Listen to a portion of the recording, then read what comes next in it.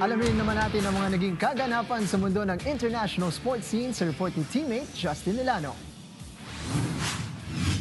Nanaig ang world number 1 Poland kontra United States of America matapos ang isang straight sets win sa huling araw ng group stage ng FIVB Men's Volleyball Nations League nitong nakaraang Miyerkules. Na-sweep ng Poland ang Amerika 25-20, 25-21 at 25-19 sa sarili nitong bahay sa Chicago, Illinois kung saan naging dikit ang laban sa unang set pagdating ng 6-all. Ngunit matapos nito, unti-unti nang lumayo ang mga bisita na siya ring pinanghawakan nito pagdating ng mga sumunod na set. Sa final, isang maagang 6-1 lead ang pansamantalang naibulsa ng Amerika, ngunit agad din itong binawi ng world number 1 matapos ang 17-17 deadlock hanggang sa tuluyan na nitong maiuwi ang panalo sa huling araw ng group stage. Bumida para sa polls si opposite spiker Bartolome Bolans matapos ang 16 points kung saan 12 rito ay kills, kasama ang 3 blocks at isang ace, habang katawang nito si outside hitter Wildredo Leon bit-bit ang 14 with 11 kills, 2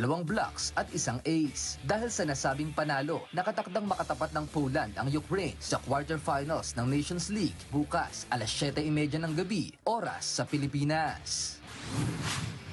Sa baseball, naungusan ng San Diego Padres ang Atlanta Braves 8-2 sa kanilang National League matchup ng 2026 Major League Baseball regular season. Sa top 4th inning pa lang, si Padres centerfield Jackson Merrill ang nagbigay ng equalizer ng laban matapos ang isang right centerfield home run. Sa sumunod na inning, si San Diego third base Manny Machado naman ang bumira ng isang fastball para sa left field homer na tuluyang nagbigay sa koponan ng kalamangan. At sa top 8 inning, tuluyan ang tinapos ni Pads right fielder Fernando Tatis Jr. ang laban nang magbaon nito ng left center field home run at ibigay na sa San Diego ang ika-50 nitong panalo sa mahigpit na National League West.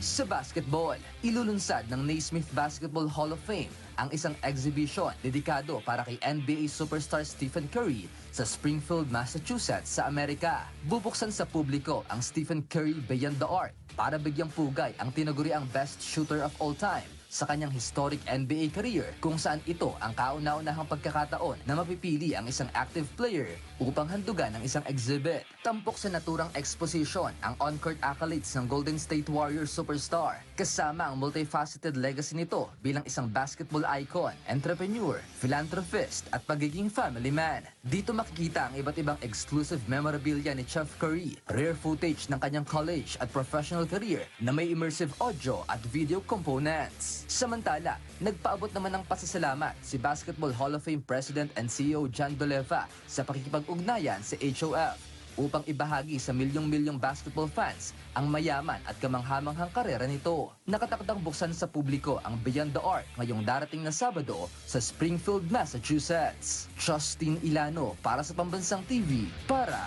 sa Bayan.